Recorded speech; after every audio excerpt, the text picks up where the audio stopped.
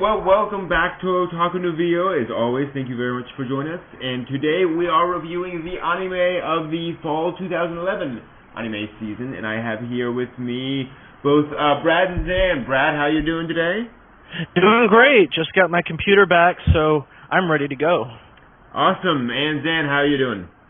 Brent, I'm doing fine. I'm doing great and ready to review some fall anime. Awesome. So let's get right to it, starting with a short series in terms of episode length. Busou Shinki Moon Angel. This is a series of 5-minute short stories, actually a blatant marketing deal, where they're based on these little models made by Konami of, you know, sort of cute girls in mecha, kind of the Strike Witches style thing. And they're releasing these little 5-minute episodes. So, have you guys gotten a chance to watch Moon Angel? I have not. I forgot this one was even up there. Well, yeah, I completely forgot about that. I was actually showing a bit of this before the show today, and it's very well animated. You know, a lot of budget. Obviously, being 5-minute episodes, there's not too much story. Basically, you know, guy stumbles upon toy that is actually alive. Big shock. Toy Story. It's Toy Story, and but they're, you know, cute girls with weapons, which is awesome. So yeah, I mean, very cute art style, and as you can see from the image there, and just in general, I mean, it's big budgeted. You know what you're getting into. If you want that, you're gonna get it. And there appears to be not much else. One thing I like is that the main character basically has no friends. He's kind of a transfer student. So this is he wants to get into this as a way of getting to know other people, which I thought was a very nice sort of pure way of getting into a kind of a hobby of these sort of toy collecting stuff and toy battles. It's not, you know, I'm going to be the best person in Japan, although I'm sure that's also a desire, but the idea that I'm kind of lonely, I like that. Appreciate it. Kind of nice. Okay, let's move on to Guilty Crown. This is Production IG series from this season. Very high budget. Got a lot of interest going. What did you guys think? I was surprised that it was already picked up by Funimation. Yeah. The show itself, very high budget, you can tell. The animation's smooth. The story is not simple, but easy to follow. Yeah. It's about a boy who lives in a sort of post-disease infested Japan, and he joins a terrorist group against a bunch of government guys. Gotcha. Yeah, I gotta admit, watching it, you know, you mentioned the story is simple. It felt very simple to me. You know, I had a bit of a problem because it was just a very standard setup. So it's the kind of thing where if you're coming in looking for originality, you're not going to find too much of that in terms of the setup, which is not a complaint. It's just one of those things where it's not that kind of an anime series. Yeah, I think the biggest attraction is going to be the battle scenes, the fact that there's mecha involved, and the interesting sort of setup where he can pull weapons out of people depending on what they are on the inside. Gotcha. Interesting. Oh, so it's kind of like Haruka from Coolie Coolie. Sort of like the main girl. For something about her personality makes it to where her void or the weapon inside her is a sword. Whereas some people have like shears inside them or a box or something like that, and he has the ability to pull these out and use them to his advantage. Gotcha. Cool. So yeah, and definitely darn pretty. Okay, moving on to Tamayura Hitotose, the girl with the camera series. That's what everyone's calling it. Yeah, that really is all it is. Yeah. So what did you guys think? I guess I'll start off on this one. Sure. Really, really good show. I'm not too good at judging graphics or visuals, but basically you can have a stressful day at work, load this anime up, and any episode will do, and you will just be relaxed instantly. It's a good show for relaxation. I kind of like how it's sort of like placed in the 90s, sort of. Like, it's not modern day, because the camera isn't digital, it's like a film camera. Nice. it's definitely such a relaxing show from beginning to end. There's some comedy kookiness there, but it's very down to earth, very realistic. It's essentially josei. It's very real world, and basically it's just this girl, having experience with her friends, finding out more about her friends, and it's just like a day in the life. It is slice of life. Yeah, cool. It's just that. Cool. Yeah, unfortunately, I didn't get a chance to see this one. Brad, did you? No. Yeah. Yeah. It's a pretty good recommendation if you really just want a show to relax on it. But if you're looking for big laughs, big action, a big, harem sort of plot where this girl is this, no, you're not going to be getting it. It's just a very relaxing anime. Gotcha. With no real plot going on. Well, the absolute opposite of that would probably be Horizon in the Middle of Nowhere. So this starts with a bunch of students trying to defeat their teacher, who has basically challenged them to land a hit on her. And the entire episode is basically one long fight of them trying to land a blow on their teacher and failing. It's basically just one wonderful fight scene, completely chaotic, a lot of stuff going on. A lot of folks are having I don't want to say difficult time, but there's a lot of backstory that's not explained for a while. So you kind of have to sort of watch to understand what's going on. So that's a bit of a flaw. But I think it is one of those series where they're just kind of, they're going to throw anime stereotypes at you and cliches and people fighting for a long time, and that's most of the fun. Yeah. Honestly, it's one of those shows where, since we're all English speakers and we don't, exactly speak Japanese in our second tongue, we're going to be, if we want to understand stuff, we're going to have to look at the subs, rewatch the show twice. That's how it's going to be. It's one of those shows. It's not like Mom on the Penguin Drum, where it's very symbolic, and you kind of have to understand that, and you should read the text once or twice every now and then. But it's one of those shows where, like, it's a very, very different setting that we're not used to. It's, it's a Neo-Japan, post-apocalyptic, sort of futuristic thing. It's very confusing, and they have every single cliche in the anime book in this series. They have android girls, they have giant mechas, they have ninjas, they have samurais, they have boxers. Yes, they have boxers. It's just has everything you could ever want as an otaku. But the plot is very confusing. But the action scenes, beautiful. Love it. Episode 4 is where the real action starts, and oh god, it was just so it was so great. I actually think this show would be easier to understand if you took your history classes in Japan. Yeah. Exactly. Yeah, there's a lot there. There's this kind of I tell folks it's kind of like, showing a Japanese person, a movie about the American Civil War. Yeah. It's going to assume you know who General Lee is and a lot of these other things that, you just don't know unless you've gone to school here. Yeah. Yeah. I was definitely confused by it myself, even though I only know, like, so much about, the Edo, Sengoku era. I know the big names, Nobunaga, those kind of guys. But it definitely is very confusing, and that seems to be the plot. Apparently, they're in the future trying to reenact the Sengoku era. That's apparently the plot. I think, pretty sure, but yeah, I'm not for certain though. But that seems to be it. If you like big action scenes, definitely watch. If you like big breasts, that might actually be a good recommendation, because there are some huge breasts in this series. Anything else? There are some interesting characters that they focus on, but other than that, like there's one girl who's basically forced to be a man since birth, and So it's not all class necessarily, but you have to really look into it. Gotcha. So moving on to Fate Zero, a bit of a surprise that folks were saying that there's going to be this anime series that is, I believe, an original story, a prequel to the main story of Fate Stay Night, and boy, is it beautiful. Oh yeah. I can take this one because I'm a huge Fate fan. Nice. Fate Zero is a prequel. It takes place during the Fourth Holy Grail War, directly before the main series. It focuses on characters such as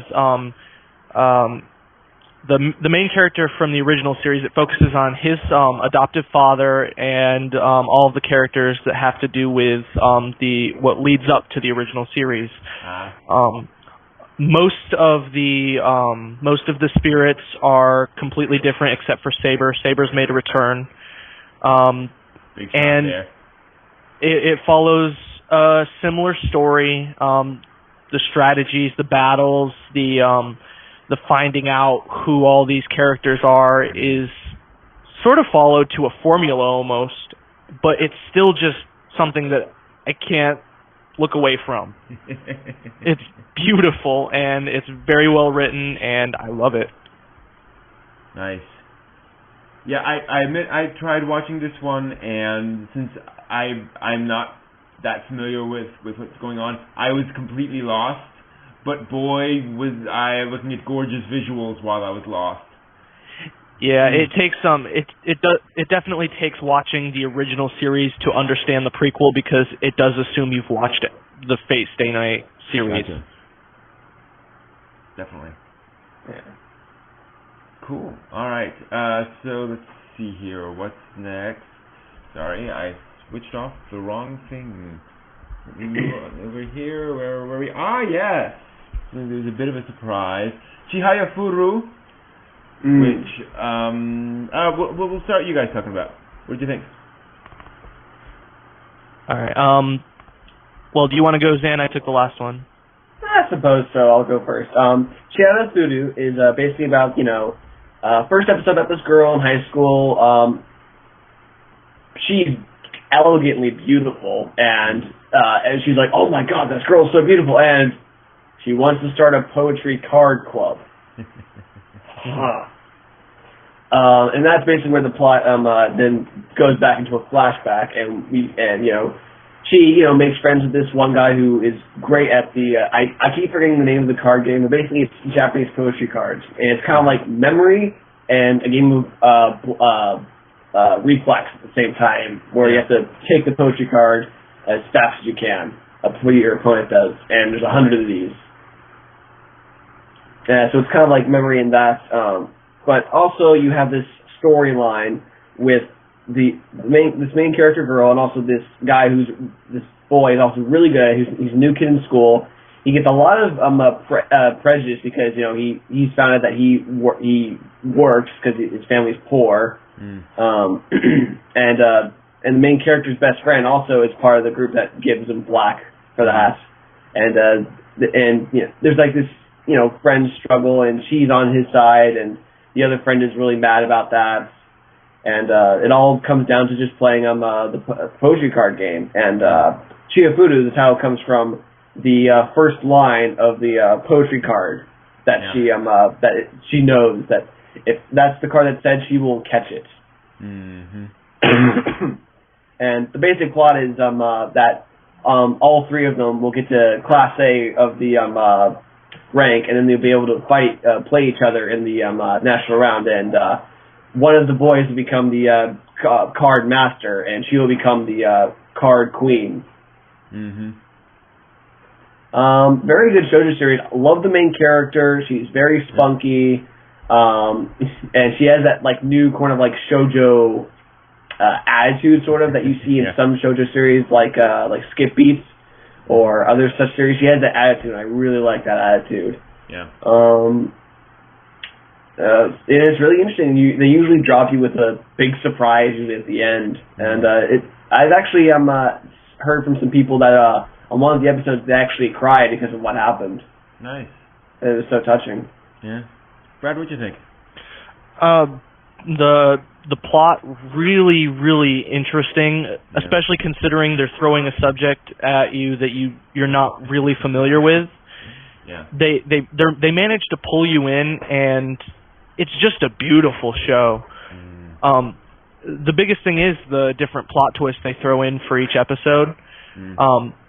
especially the last episode I watched, which was kind of depressing, and I can't wait to see how they rectify the situation, pretty much. So they definitely keep you interested for something you're not really familiar with, and I really appreciate a show that can do that. What impressed me, I only watched the first episode, but I like the fact that they don't focus on the mechanics of the game. They focus on the emotions of the characters as they're playing the game and around the game. So the game, in a sense, isn't important. You know, they could be playing chess, but it's all about sort of what they're getting into with that stuff, which I really like. I was also impressed that it actually deals with things like, you know, intolerance and how exclusive folks are in Japan. That, you know, people actually, you know, really exclude folks who aren't exactly like them in school. Yeah. Nice to see them deal with that. Yeah. Definitely one of the interesting facts they throw at you. Along with like one of the the other boy, he's actually dealing with not only peer pressure, but pressure from parents, as you'll probably see in the second episode. And it kind of shows you why he did what he did. Yeah, it's a pervasive problem. Lovely music too. Beautiful music on that. Oh yeah, the music is pretty good. Yeah, very elegant, very Japanese acoustic. Yeah, which I like a lot. The big plus about this show is the atmosphere. I'd have to agree. Yeah. Yeah, it feels. It's interesting you mentioned that, because it doesn't feel like a lot of the other series I've been seeing this season, or even the past couple of seasons. It's a more direct, emotional. It actually reminded me a bit of Wandering Sun. Not in visual style, but in the sense of just being this very character-driven show. It's like I was thinking almost the same thing. I kind of said this is almost a combination of Wandering Sun and Hanasaku Iroha to an extent. Yeah. It has a Hikaru no Go feel too. Of course, game. Yeah. Yeah. I would say I wouldn't compare it necessarily to Wandering Sun, because Wandering Sun is really it didn't have as much spunk as this show did, which was my only problem with Wandering Sun. It was very like monotone. It had an interesting plot, interesting characters. But yeah, that's a different anime though. Well, they're different, but I think they're similar in kind of being very character driven and very much focused on those characters. Anyway, moving on to Mashiro-Iro Symphony. Boy, is this based on a dating sim. This is it the is. most dating sim based anime I think I've seen this season.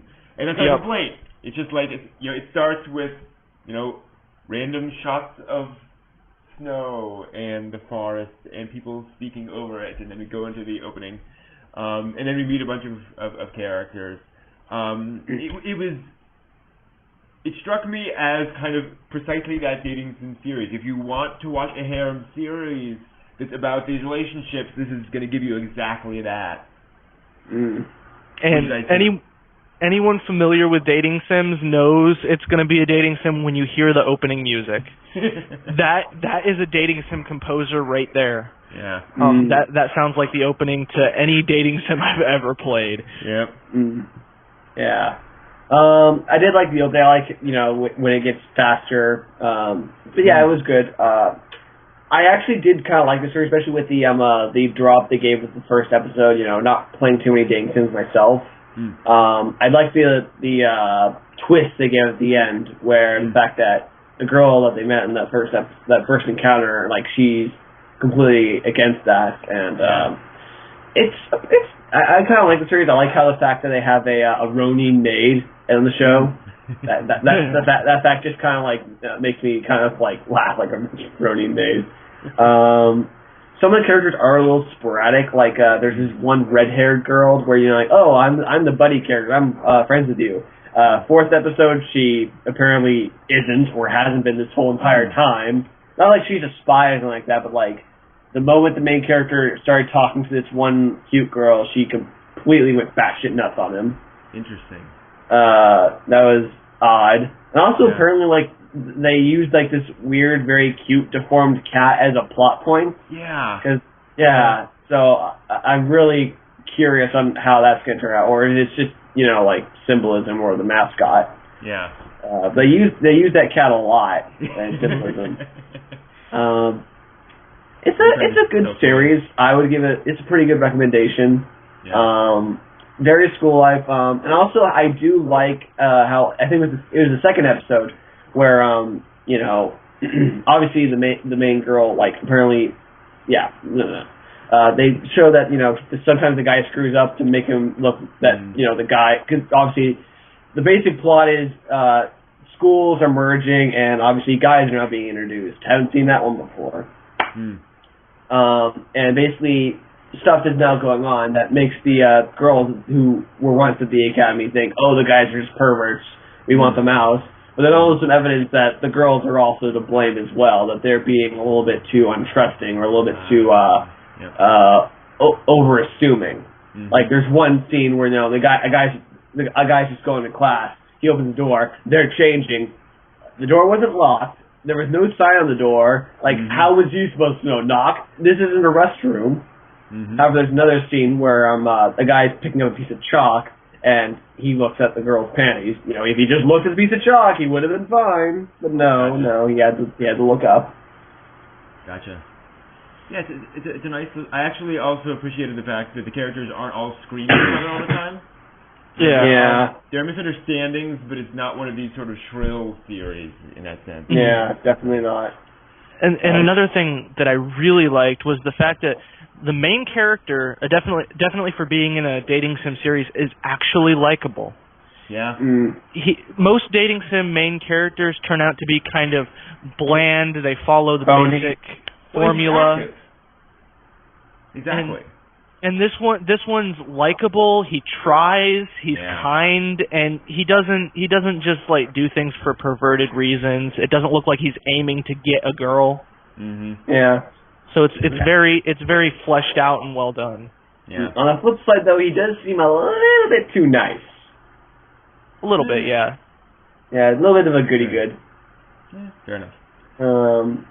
Is there anything else I want to say? I did like how in the second episode they had cooking class. Okay. They had cooking class, and one of the things is they would fail the class if they didn't eat all the food that they made. So the guys then basically undid their belts and then just started eating the rest of the food, the excess. And that's how everyone got along with the guys. You know, was that they ate all the food. It was a cute little moment. They sacrificed their stomachs to protect the girls, and that made the girls like them a little bit more. Gotcha. Yes. Nice. Okay.